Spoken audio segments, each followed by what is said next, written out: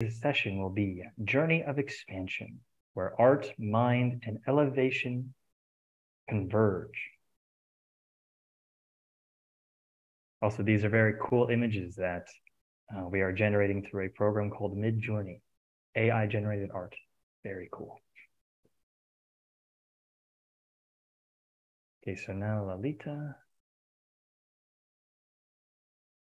for you to unmute. Okay.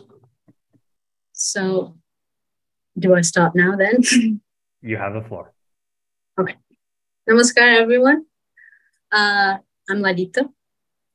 I currently live in Brazil, Belo Horizonte, specifically. And yeah, as Jai said, I'm going to talk about the journey of expansion, where art, mind, and elevation converge. And when Krishna Prema invited me to participate of one of these live sessions, I thought, okay, let's see.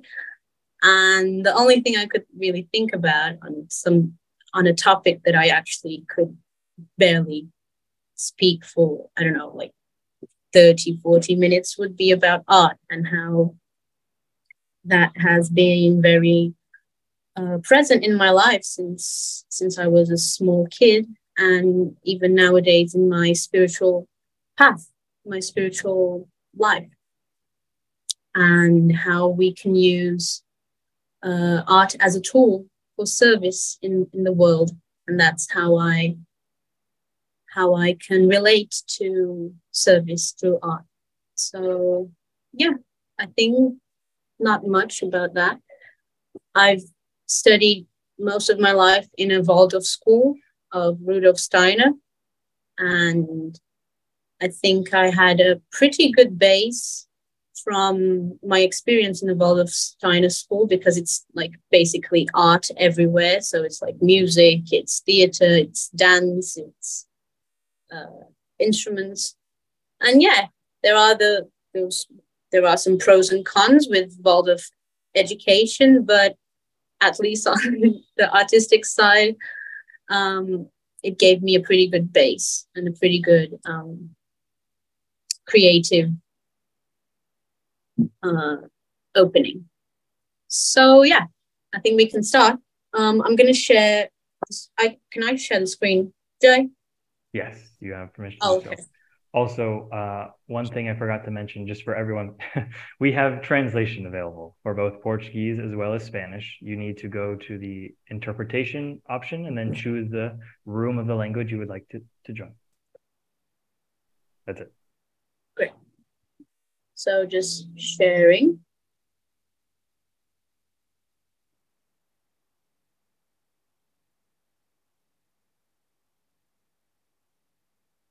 Let me put it in a bigger thingy.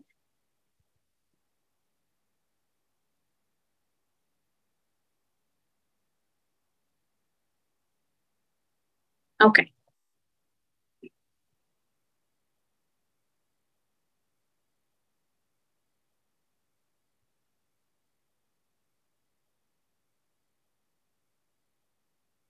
I think we're good.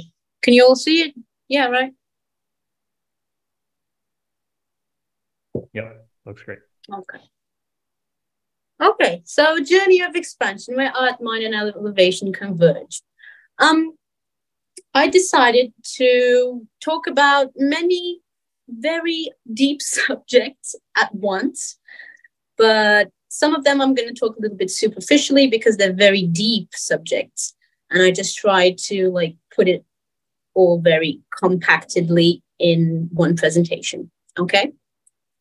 So this is what I'm going to try to cover. Uh-oh, did it pass?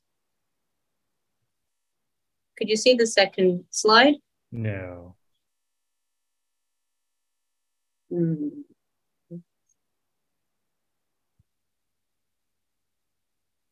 Okay, I think now I see it there. Okay, so this is what I was,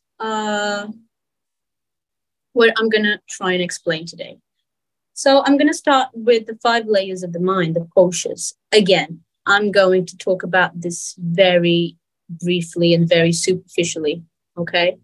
Because it's a very dense, not dense, but very subtle subject and very philosophical and abstract. So we would need a whole live session, a whole live PLT session just to cover this topic. And honestly, I'm not the best person to talk about this topic. So yeah, I'm just gonna talk a little bit about it just so we can have a base. Okay, so that's the first topic. Then we're going a bit into aesthetic science and the types of artistic expressions that are involved in aesthetic science. Then PRABHAT SAMGIITA, the songs of the new dawn, music and dance. And at the end, art for the sake of service. And I'm going to give a little bit of the vision of PRABHAT Ranjan Sarkar on it, and also a little bit of my vision. And yeah. And at the end, we're going to have a very nice journey. So yeah, that's going to be the moment where you all can express maybe some of your experience with art, or even whatever if you have a question, or if you want to actually do a presentation, just maybe read a poem or sing a song, do a dance, maybe, I don't know. But yeah, so feel free, okay? In the end, we're going to have this open space. And okay, I don't know why it isn't passing the slides.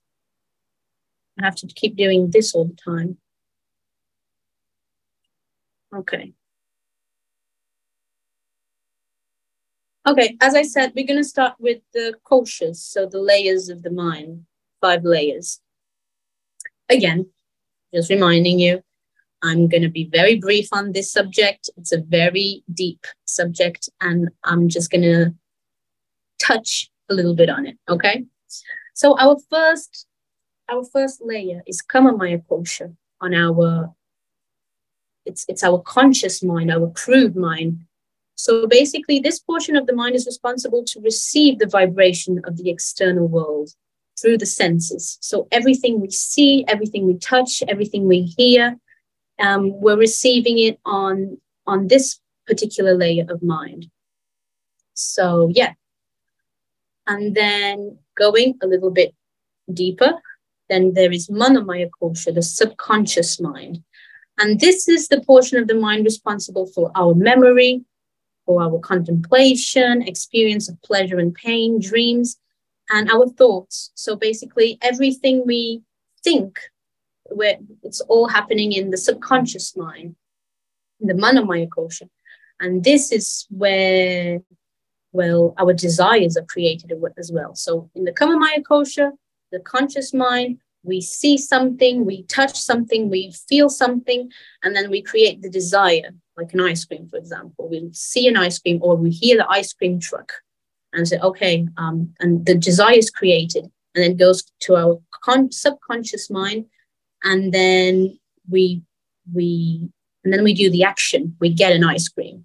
So yeah, these 2 layers of mind are always talking between, relating with each other.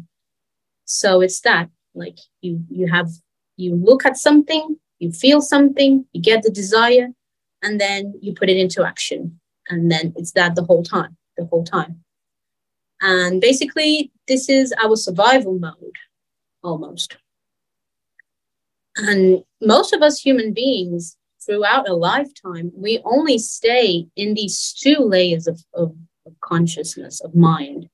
So we only stay in those 2, especially because most of us human beings, we do not have the opportunities to really go beyond that, because we're so, some of us are so stuck into the limits of the physical world. Sometimes it's not even a choice, but we are. So yeah, like how are you going to go beyond the physical level if you don't know what you're going to eat tomorrow, or where you're going to sleep, or if you're going to have a house, if you're going to have a shelter, if you're going to have any clothes. So you can't really go beyond that if your basic necessities are not still guaranteed, established in your life. So this is where I'm also going in the end of the presentation. This is the part that I'm going to come in with art for the sake of service, you know. So yeah, in my opinion, I really think that art should be reached out. Anyone should have the access to art, you know, even not having the basic necessities established yet, but at least they have the opportunity, you know, to go beyond these two layers of mind. So yeah. And then when we go a little bit deeper, we go into ATIMA'NASA kosha. And this is the kosha that I'm actually going to go a little bit deeper in the next slide, okay? And this is our supramental mind. So it's the first stage of our causal mind, so the more subtle part of our mind. And this is the first stage. And it's the portion of the mind responsible for intuition and the creative insight. And this is where art comes in. This is where science comes in. And yeah, I'm going to go in deeper in the next slide.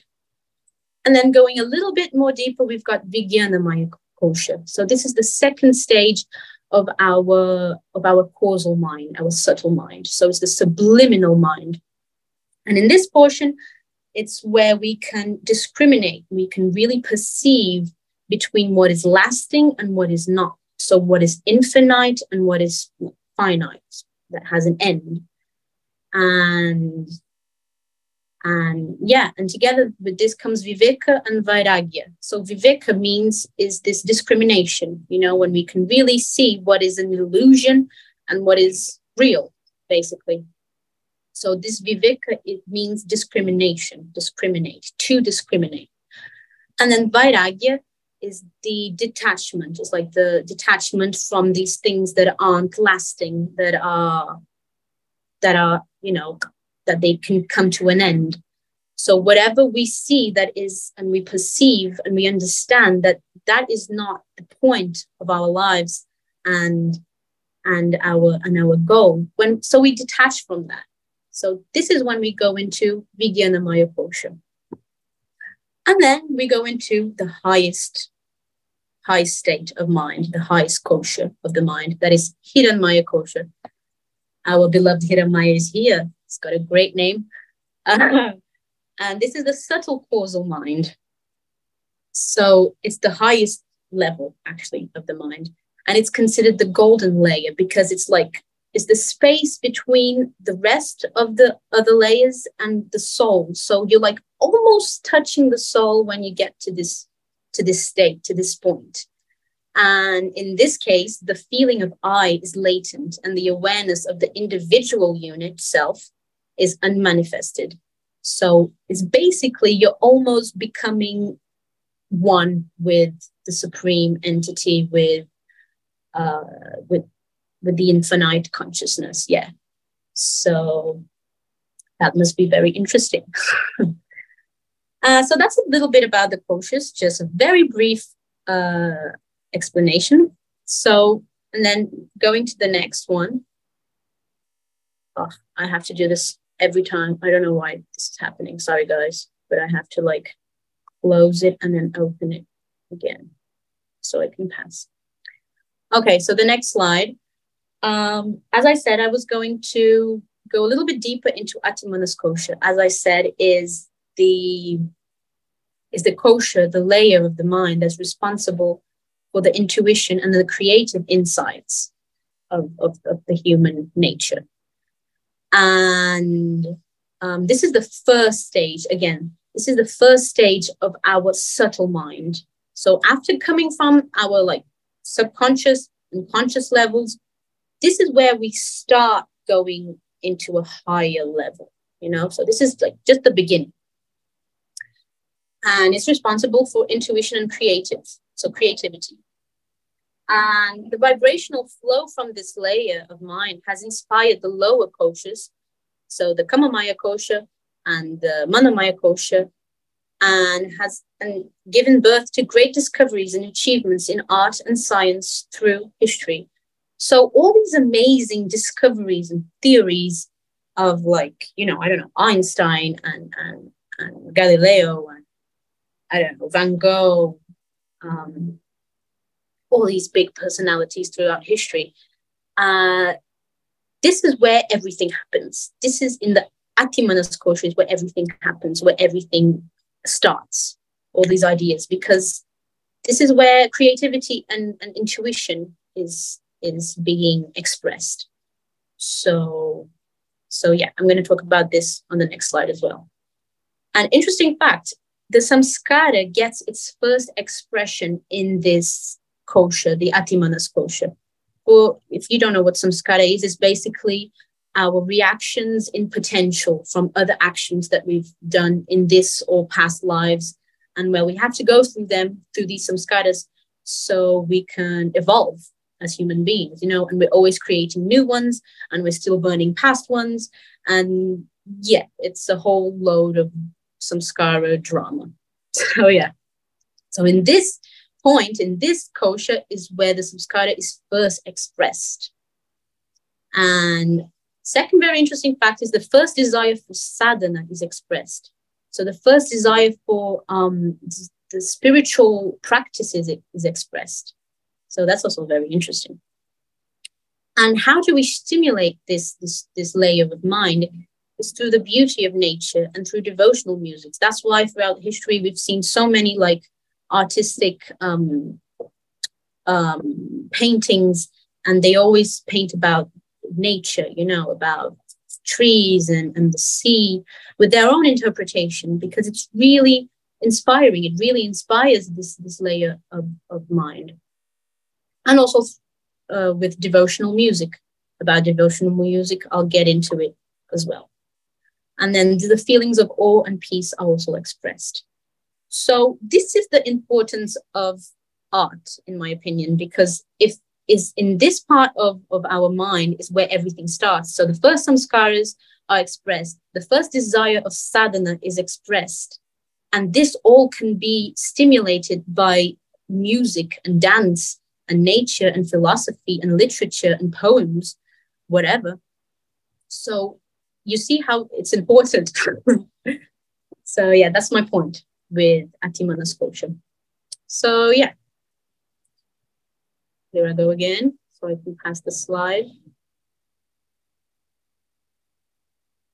Okay. And then there are these two personalities, figures. I think everyone knows who they are. And these examples, these quotes, I got from Didi Ananda Mitra's, nowadays Dr. Susan Andrews' commentary on Ananda Sutram. And this is the part where she talks about ATIMA'NASA kosha. And she talks about Einstein and Michelangelo and many other scientists and artists, but I got these two because they really grabbed my attention. So Albert Einstein, we know he was a very important figure for science in history. And this is what he said: "I believe in intuition and inspiration. Imagination is more important than knowledge, for knowledge is limited, whereas imagination embraces the entire world, stimulating progress, giving birth to evolution. It is, strictly speaking, a real factor in scientific research." So yeah, what I understood from this is that in order for us to understand these fundamental laws of nature, we can't try and understand it on an intellectual level, on a subconscious level, with only our subconscious mind, because it's very limited. You know, we can't just think of it rationally and put it on paper and okay, these are facts and these are, I don't know, these are studies behind it, because it already exists. It exists inside of us and outside these fundamental laws of nature. So when we try to understand it on a very rational level, it won't go well, you know. So through intuition, through creativity, was how Albert Einstein could get to the the theory of relativity. E equals mc, I don't know. I'm not here to talk about physics and these things. I came here to talk about Albert Einstein. But, you know, that formula that he came up with that, you know, was a revolution in science. Yeah, that's it. E equals mc to the power of 2. Yeah, that's it. And that was how he came to that conclusion, through intuition, through imagination. And it's about that. It's about going to this higher level of mind, higher layer of mind, in the ATIMA'NASA. So that's where everything happened, and he could put it in practice. So yeah, that was a bit about Albert Einstein. And also Michelangelo, he said, I can only create under the inspiration of a Holy Ghost. So what he wrote, what Didyananda Mitra wrote in the commentary of Ananda Sutra, is that when Michelangelo, every time he would go into a creative flow, a creative vibe, inspiration, he had to have like his mind really calm, like his subconscious layer and his conscious layer, they would have to be really calm and really concentrated in order for him to go into the creative flow. And he could only go into this creative flow in the inspiration of a Holy Ghost. And I really loved that he used Holy Ghost, because, it gives space for different interpretations, and you can interpret as the way you want it. And yeah, he said that he would start going into this ecstasy. And it's not like a physical ecstasy, but a spiritual ecstasy, and even very subtle ecstasy, while he was creating, while he was painting. And yeah, he could only create if he was like in that elevated space. So yeah, and in other words, if he got to ATIMA'NASA, then he could start creating. So yeah, that's very interesting. And let me just change the slide. Okay, this is fun. Just another example of this layer of mind. So I don't know if you've all watched this movie already. It's called Soul. It's a cartoon from Pixar. And it's basically about this guy named Joe Gardner, and he's a middle school music teacher, and his dream is to be this famous jazz musician in New York City, but he never was very successful. And then one day he's presented with a golden opportunity to perform with this famous jazz quartet, and could maybe potentially really launch his music career. And he gets so excited that he got this opportunity, and he goes out and he's like calling everyone, saying, "Oh my gosh, I got this opportunity!" And he gets really distracted, and he ends up falling in this manhole, this hole, and like a constructing hole. I don't know. There was some dudes constructing something, and he just fell into this hole. And then he wakes up, and he's in this place called Great Before. So basically he died, or he went into a coma. I don't know. But yeah, and then he finds himself in this place called the Great Before. And this Great Before is a realm where souls develop their personalities and interests before they're being born, they are being born on Earth. So that, yeah, this is like the source of souls, where the souls are created, and yeah, basically they're created there, and all their qualities and defects, they're all generated in this Great Before.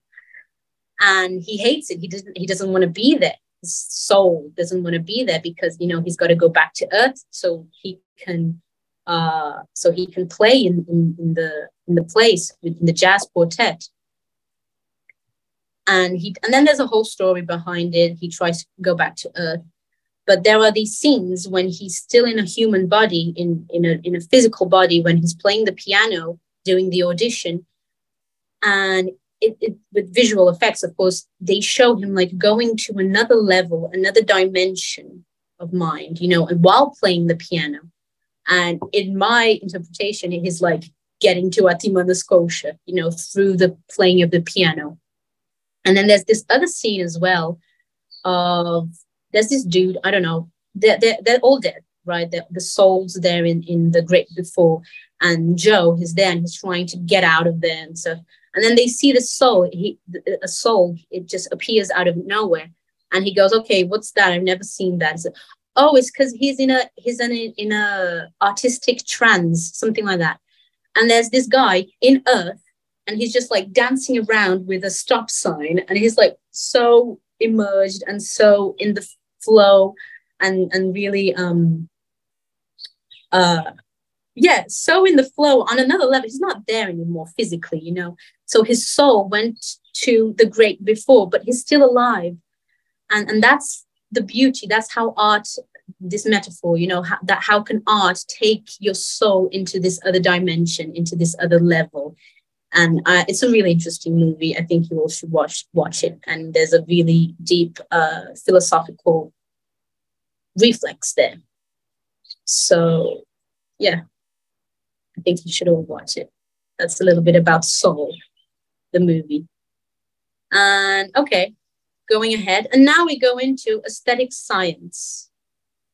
So what is aesthetic science? So according to PRABHAT Ranjan Sarkar, aesthetic science, the goal of aesthetic science is the sustained endeavor to take the human mind from the crude to the subtle is what is called the goal of aesthetic science.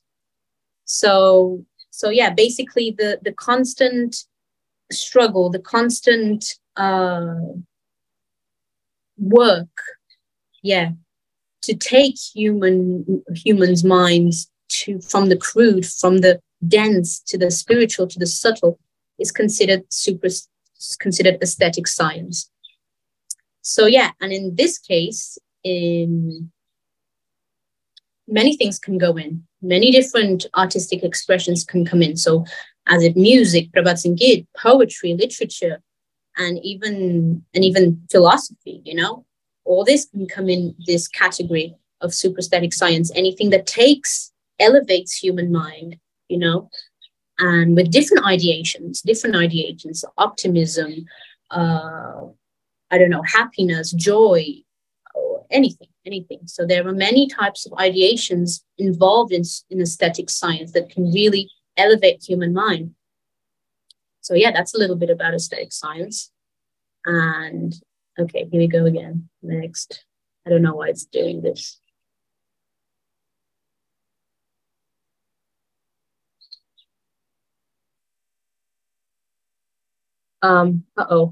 Wait.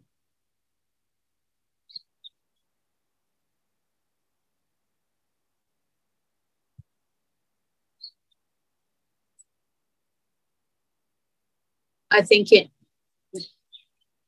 it's stuck. Yeah. Hey Jai, can I stop sharing it and can I try sharing it again? Sure, that's fine. All good. Wonderful.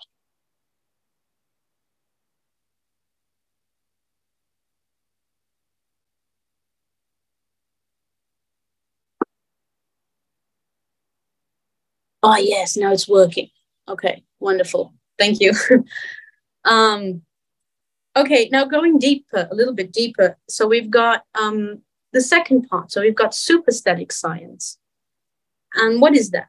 So basically, the starting point of the progress of merger of one's individuality into the supreme entity is termed Mohana Vijnana. And Mohana Vijnana can also be supraesthetic science. So in other words, the process of bringing individuality into infinite is the process of Mohana Vijnana, the process of supraesthetic science. Mohana Vijnana means like the supreme charmer. So yeah, anything that helps us take us from the individuality to the infinite, to the supreme consciousness is considered supraesthetic science. And through music, we can get that. Through songs, we can get that.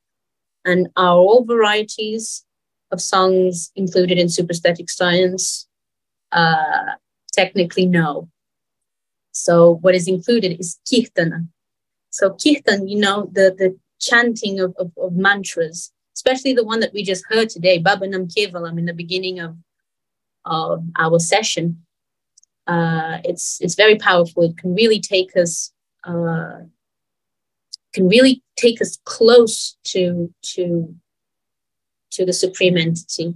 So through kirtana, because there's always this ideation, it's the same ideation, it's the hammering of the ideation on our mind on our subtle levels of mind. And it's a very powerful ideation and with very powerful mantras, you know, Baba Nam Kevalam. And there are other mantras out, you know, through the world, but especially this one is very powerful because it's always hammering the same idea, the same ideation. Everything is an expression of the supreme consciousness. Everything is an expression of love, of the divine love, of the infinite love. And once we're repeating that the whole time, the space between the individual and the infinite just gets smaller and smaller and smaller. So yeah, whenever you can, sing kirtan, play kirtan, listen to kirtan. So yeah, this is an example of supraesthetic science. And of course, we're talking here on a rational level, on a very, you know, technical level. It doesn't mean that, okay, only kirtan is supraesthetic, and only like PRABHAT SAMGIITA is aesthetic. On a physical level, on a rational level, yeah, technically that's the definition. But on the subtle sphere, anything can happen, you know. So many people just listening to PRABHAT SAMGIITA or listening to instrumental music or watching a dance, they have really gotten so close to the supreme entity that even, you know, they fell into samadhi or into ecstasy, into spiritual ecstasy. So it's very relative. You can't just put it into boxes and say, okay, this is supra, this is aesthetic, and that's the end. No. So yeah, there's even this one story that Dada Juktesh told us in Sadhana camp this year.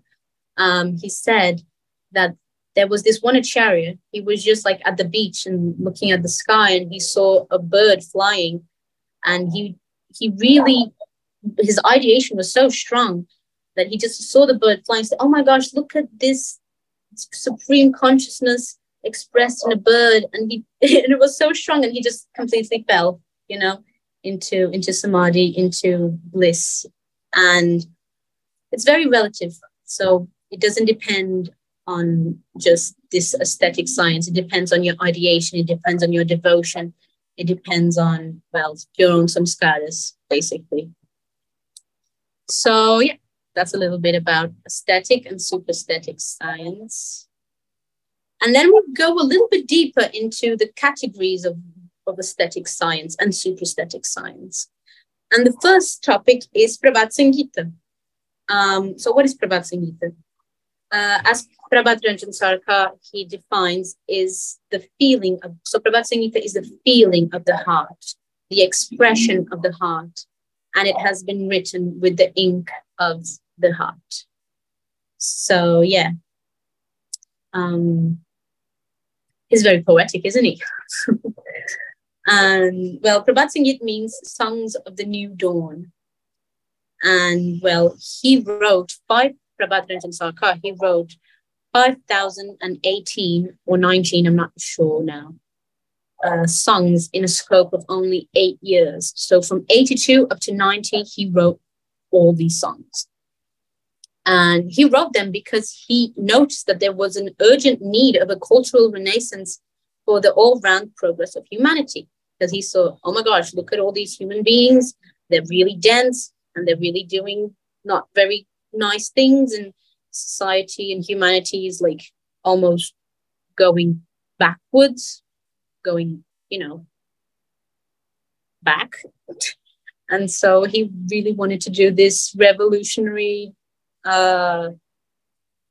movement through PRABHAT SAMGIITA.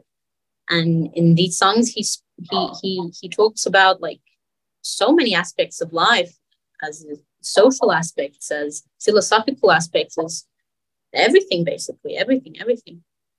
And these songs are an expression of aesthetic science, encouraging the aspirant to transcend the boundaries of mundane life and become ensconced in the beauty of spiritual bliss. So yeah, this is the power of PRABHAT SAMGIITA. And it's been considered a revolution in the world of music. So yeah. So going a bit deeper into the science behind PRABHAT SAMGIITA. So the songs, the vocal part, they are rooted in the physical world, but their impact is certainly on the subtler layers of the human mind. So ATIMA'NASA, Vijnanamaya Kosha, Hiddenmaya Kosha, it all triggers on those layers, even though it's, you know, rooted in the physical sphere. And they produce a vibrational wave which makes our mental waves straight. And these straightened mental waves touch the point of the soul. So just for you to understand how deep and how powerful these songs are, because it's not just a song, you know, there's a vibrational factor, and how it can get equal to the vibrations of our mind, you know, and how it can calm the vibrations and make them straight. So if you imagine our mind is like really ziggy-zaggy like that, and well, when we listen to Prabhat Sangeet, it starts, you know, getting straighter and straighter and straighter and straighter and straighter. So yeah, that's the power for once. And in order to touch the embodied soul of the human being, there has to have rhythm, melody, and feeling. That is bhava. I'm going to go in deeper in this next slide. So these are the inherent components of Prabhat Sangeet. So as I said, bhava is the first element of Prabhat Sangeeta. So the ideation, the beauty, the profoundness, or the feeling. So yeah, basically the ideation, and there were like thousands of ideations. You can ideate on love, you can ideate on optimism, you can ideate on I don't know, elevation, on revolution, whatever, you know, because there are so many songs and so many choices. And yeah. And then the second one is bhasha. So the language, dictions, literary excellence. So most of the Prabhat Sangeetas, they were written in Bengali. There are some in Hindi. There are some in Sanskrit. There's one in English, I'm sure. And some in other languages that I won't know which ones right now. But yeah. And so it's really important for us to consider the language and the dictions. So the pronunciation, how we pronounce the words and yeah, and how we pronounce it. Because it's, if Prabhat Ranjan Sarkar gave it in Bengali, there's a reason why it's in Bengali or in Sanskrit, because it's not only a language, you know. Oh, there are 3 Prabhat Sangeetas in English. Oh, wow, I did not know that. Okay, thank you. So yeah, it's really important for us to consider the diction, the pronunciation, because it's also, oh yeah, that's a Prabhat Sangeeta. His life is for him. Oh yeah, true. Well, thank you very much. And yeah, what was I saying? Yeah, the pronunciation, because it's also it's a vibrational thing, you know. It's not just a song. Okay, I'm just going to learn a new song and I'm going to put my twist on it. It's not really like that, you know. So it's very important, the at least the struggle, the effort to do the right diction and sing it the proper way. I know it's hard for us from the Occidental part of the world, but I think we can make a little bit of an effort, can't we, guys? So yeah. And then the other element is sura, the melody. So each Prabhat Sangeet has its own melody, and each melody has its own speciality, and how it, you know, blends in with bhava, the ideation, and bhasha, the poetic things and elements in the Prabhat Sangeet. And we've got chanda, the rhythm, that is also very important, especially in the vibrational factor. So yeah, so these elements, these components, they have been harmoniously blended so as to produce musical compositions of extraordinary class and quality in Prabhat Sangeeta. And then going a bit deeper in these, in the expression of the bhavas, the ideation, The PRABHAT SAMGIITA every PRABHAT SAMGIITA is a storehouse of a wide variety of BHAVAS, a wide variety of ideations, basically. Because, well, Prabhat Ranjan Sarkar just talks about everything in the world. So philosophy, literature, social, political aspects, I don't know, natural aspects, about nature, about the creation of this world. So all that. But there's one thing that does never change, that in every single song, if it's explicit or implicit, it's always around the relationship between the aspirant and the supreme consciousness, the infinity. So yeah, it's always this dialogue between them two. And well, we know, I don't know if you all know, but Prabhat Ranjan Sarkar is quite of a dramatic, I don't know, he loves a drama in his songs. And well, and it's a very poetic drama, you know, because we do live a drama, and it's always this ups and downs, pain and joy, and yeah, it's really beautiful. Actually, it's very poetic and very, very deep. And so we find ourselves always in this contrast between viraha, that is the pain of separation, and the madhubhava, that is the joy of unison with the Supreme. So it's always this process, this dialogue, you know, between the individual and the Supreme, and the agonies and the joy, you know, the freedom that it gives at the end. And so it's really beautiful, actually. It's very poetic.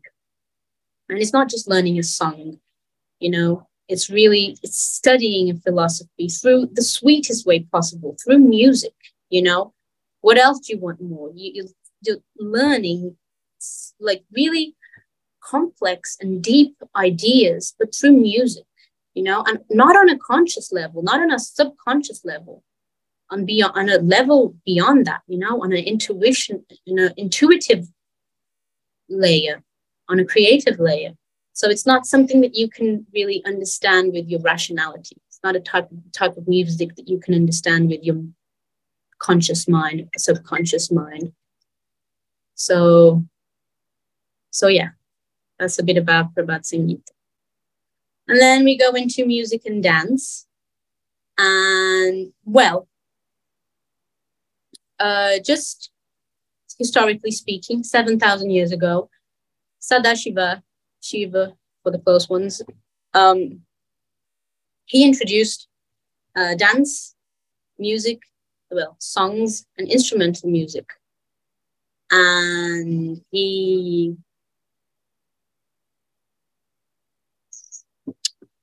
someone asked something. Lalita, are there technical differences between Rabindranath Sangeet and Prabhat Sangeet? Yes, there is. I wouldn't know what they are, but I know there is a technical difference. But I wouldn't know what they are. And I think it's because they're two different, you know, masters and composers.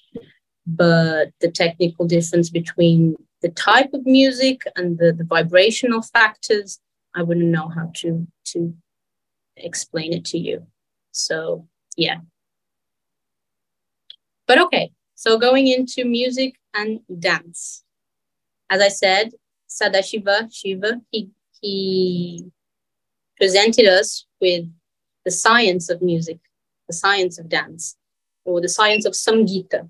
And why did he give so much emphasis on art in those times? Because he realized how us human beings were very, let's say, comfortable, and we can go into distress very quickly.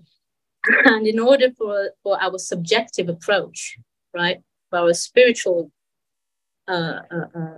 goal, we still have to be in this objective life, into then the physical life. So he understood, okay, they have to have this subjective approach, but they're still in this objective life.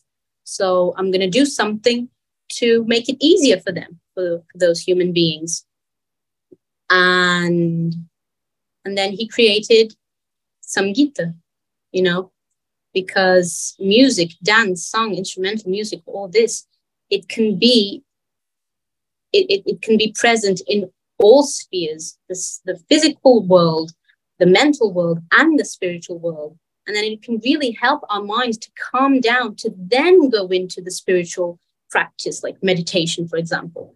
Then we can really go into it. So this process, he gave it to us so we can calm down our mind and all these impressions that we get throughout the day and through life, you know. So that's why he gave it to us.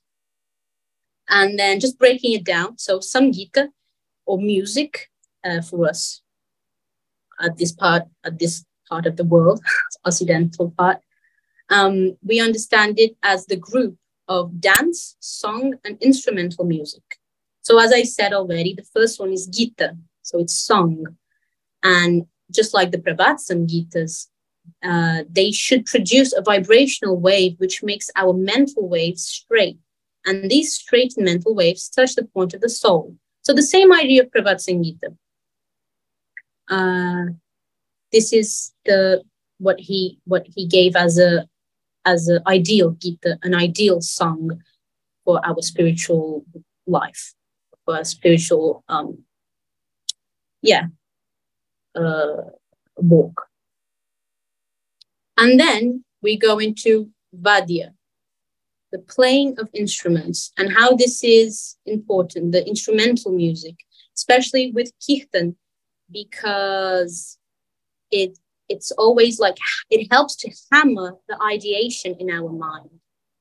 And it really helps the vibration, you know, the vibration in our mind, with the vibration of the Kirtan and the vibration of the music. So, and it maintained parallelism with Bhava, the ideation. So basically, that's the importance of the instruments together with the music, with songs, with dance, with Kirtan especially. And if it's not parallel to the ideation or in the rhythm, it's just useless, you know. So yeah, that's the importance of Vadya, the playing of the instruments. And then we have Nritya, that is dance. And how Shiva describes it as the ideal way is that dance should express the inner psychic feelings through chanda, rhythm, and mudras, specialized gestures without the help of language or words. So dance should express everything that the human being can't express with words, basically, through mudras. And that's something fantastic, actually, isn't it? So not through words, only through the mudras. And this is how dance can express it, express these feelings, these sentiments, these ideas, you know. So, yeah. And then I wanted to go a little bit deeper into dance. And well, we all know at this part of the world, Occidental, we are very much involved in dance, but mostly on the rhythmic side with rhythm and tempos, and mostly the physical aspect of dance, you know. But it goes much deeper, much deeper. And there are many simple dances that have different mudras, not like Bharatatyam, I don't know how to pronounce it, but it's this classical Indian dance that is full of mudras and you know, all this and that and the other. And well, not everyone can do that, only if you actually study. But I wanted to show some dances here that anyone can do it, and it really can help elevate our mind and consciousness. And yeah. So the first one is Tandava. So also who gave this one was Shiva. And he described Tandava as the starting point of Tantra. So it symbolizes the unending vital force of the human being, in this case, the man, because it's a dance, especially for men, And it's not a social thing. Oh my gosh, why women can't do it? Nothing like that. It's also a biological thing. So yeah, because it really stimulates the masculine hormones, the testosterone, and so yeah, so that's the reason. And it's a dance that is physical, psycho, and spiritual all at the same time. So this is how powerful this dance is. And the fear complex, inferiority complex, hopelessness, despondency, and melancholy, when you practice it on a regular basis, these feelings and these complexes really just get out of the way, you know, and you can really focus on your spiritual goal. And with all of the spheres, like with a tick, you know, physical, the mental, the spiritual, and this will make you really strong, you men. I'm not really going to get into the dance, the technical dance, but yeah, if you ever want to learn how to do Thunderbird, there are many videos on YouTube. So yeah. Then PRABHAT Ranjan Sarkar, 7,000 years later, he said, okay, men have a dance, but what about women? Let's do one for the women. And then he created Kaushiki, and it's this psycho-spiritual dance for the psycho-spiritual elevation. Sorry, Didi Jaya just came in. And this dance is, it works on our both hemispheres, and it's a very intense dance, actually. Anyone can do it, of course, but there are many elements. So there's the elements of ideation, the elements of the physical element. So, and there are many mudras. And the first mudra is the pranam mudra. Is when our hands are together, lifted up to the sky. And it's like, the ideation is like, I am trying to establish a relationship with Paramapurusha, so the supreme consciousness. That's the first ideation of Kaushiki. Then we have Nama Mudra, that is going to the right. If you see here the blue spot, and with the woman's going to the right, this one you see, and she goes 1, 2, 3 to the right, and that's Nama Mudra. And it indicates, like, the ideations, oh Lord, I know the particular way how to express the inner exclusive urge for Paramapurusha. And then it goes to the left again, on the same level. Here she is going to the left. And then the ideation is the same Nama Mudra, and it represents, oh Paramapurusha, I am aware of the ways on how to fulfill your needs. So yeah, and then when the body goes down, here she is going down, the blue circle, and is the mudra of the self-surrender. So yeah, with the ideation that I surrender my everything to you, Paramapurusha, supreme consciousness.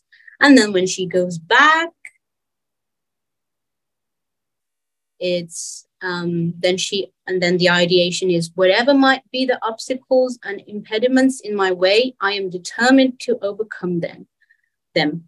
And then at last there is the taka, this that symbolizes like, oh Lord, I am keeping in rhythm with you. I am in your rhythm. So yeah, those are the ideations of Kaushiki. I'm also not going to show you how to dance Kaushiki. There are also many videos on YouTube you can learn. But it is a very powerful dance because there is mudras involved, there is the rhythm involved, there is the coordination involved. You have to sing it still. You have to go baba nam, baba kevalam, baba nam, and then it's all that at the same time, you know. And it's like a workout for your body and a workout for your mind.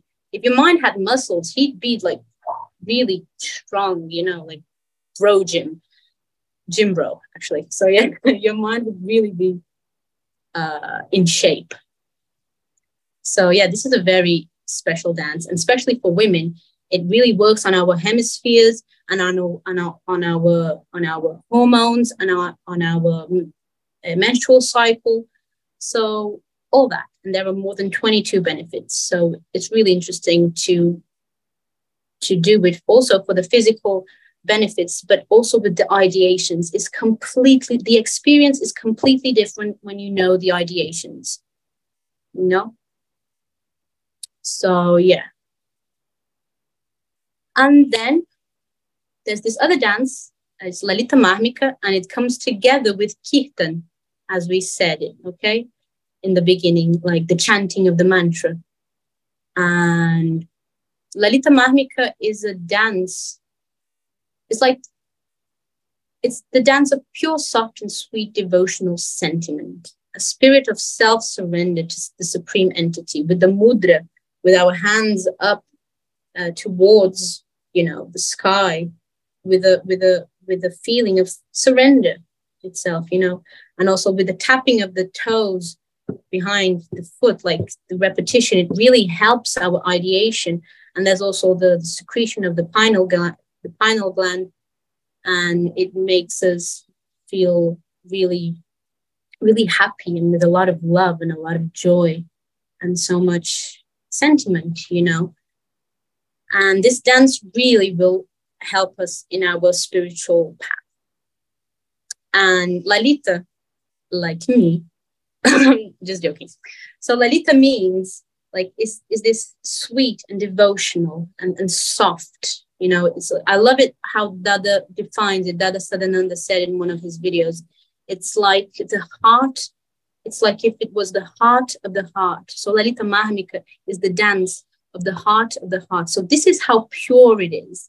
This is how powerful it is. This is how sweet it is, So this is the beauty of Lalita Mahmika, together with the chanting of the mantra Bhavanam Kevalam and dancing. And it's not a hard dance. So you can do it for many hours, without getting very tired. Of course, you're going to get tired, but if you do it, and yeah, that's it about some dances. And just to almost finish off my session with you all, this is something that Prabhat Ranjan Sarkar talks about a lot, and art for service and blessedness. In Sanskrit, Sevajai Kalyanaja Cha Kala. So I really loved this when I read it and really related and could identify with it, because my whole life I've been hearing art for the sake of art for art's sake, and then